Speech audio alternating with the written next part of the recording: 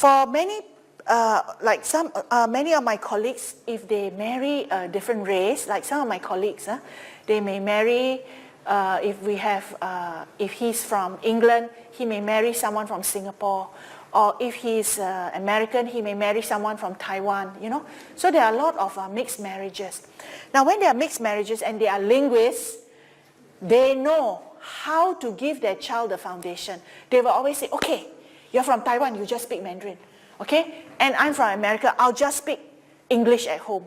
So from young, as a baby, okay, the father will only speak English, the mother will only speak Mandarin. So the child grow up bilingual, without tears. Because you know that when you are young, you can learn language through acquisition very easily. You don't have to pay expensive tuition. All right?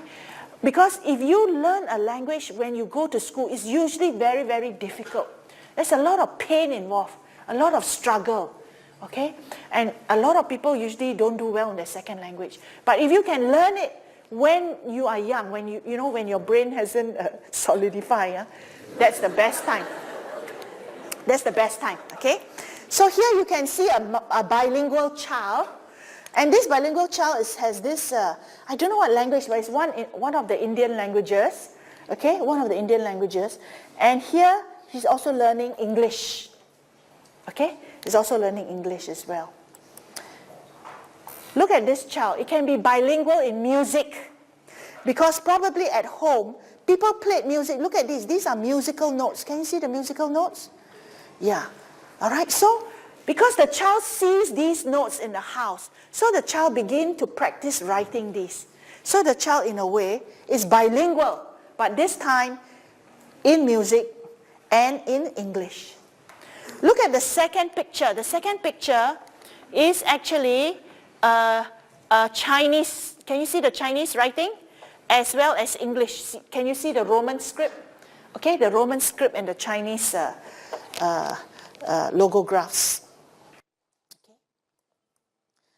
Now here is a little story about the Rosa Drummond twins, which is a very famous research study. What happened is this, that the twins, they had an English father and a Spanish mother.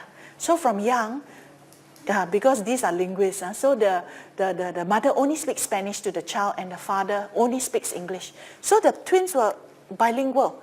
So bilingual meaning they have two first language. Most of us is one first language, one second language. Here you have two first language. That's fantastic, right? But then you've got to have the right environment when you're born. Okay? Now what happened was that the father was sent back to UK. These kids are in Mexico, where they speak Spanish, you see. So the father sent back to UK. The kids were 3 years old. Now, the research shows that after about 3 months, the kids were able to speak English very fluently, okay, and with a UK accent. So this shows that children absorb international patterns very, very quickly. Because if you were to go to UK now, okay, we won't say 3 months, I'll give you 3 years. Do you know, you come back to Singapore, do you think that you can speak like a UK person? You still have your Singapore accent, okay, because you are much older, it's harder for you. But if you send your 3-year-old child there, he will come back speaking like a native, okay, like a native. So there is something very special about childhood. Don't waste it while you have it. Because once it's gone, it's going to be very difficult. It's very hard to have a native accent. You can't get it. You can't get it, okay? Very, very difficult. Language and culture, let's talk a little bit about this. Culture also has something to do with the way you write. And here, Malay, they found that people who are in the Malay community, they join letters with elaborate cursives. And they have lots more loops than other students. Okay? So this is from the research. Look at this. Malay, this is the kind of writing you have. Indian, this is the kind of writing you have. So don't think that if you don't write your name, your tutor won't know who you are. They can guess. And this is a Chinese writing, you see. All right, so this is a research that is done. So what does this show us? It shows us that environment plays a big part, okay, in how you write, in how you speak, okay, in whether you can be literate quickly or not. Environment is very, very important. It's not just genes. Look at the Indians writing. They tend to leave a relatively wide space between words, creating sentences that seem very long. Okay? They also favor rounded letters. Chinese here. Look at the English language syllabus in Singapore. Okay? Just tell you a little bit about the English language syllabus. Instrumental. These are all the functions of language. Regulatory. Okay? To control, language to control. Interactional. These are the many functions that people use language. Okay? To interact with people. To be personal, to express individuality. Right? You also use language to learn. You use language to learn. So language is very important. You can't get anywhere without language. Okay?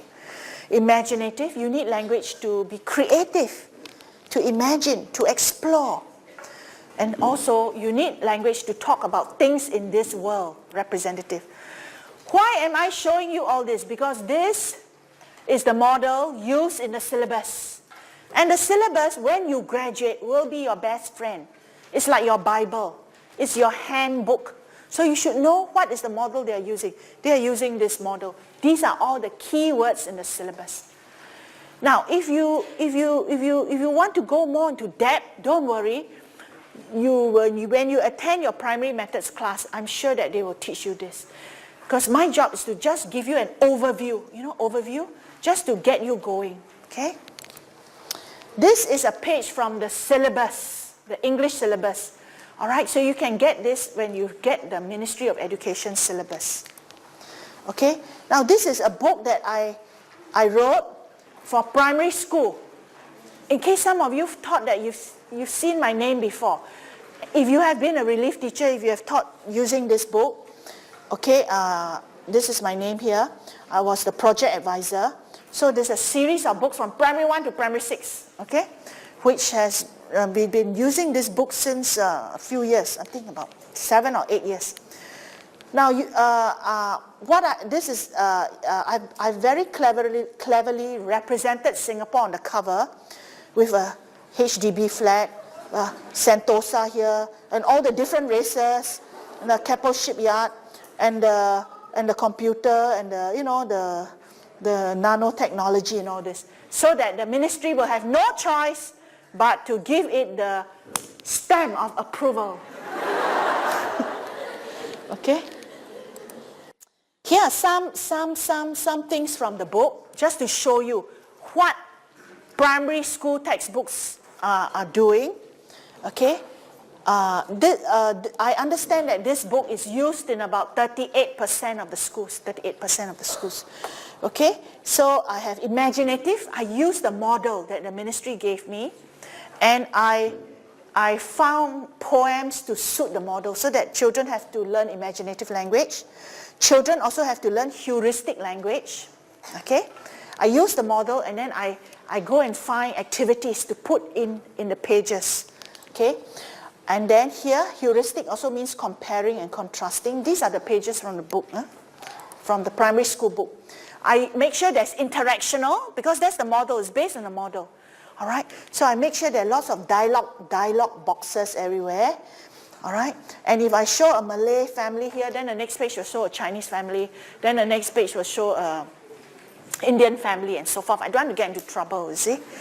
And if I show 2 women here, the next page I'll show 2 boys there. Because now I know there's a lot of research going on.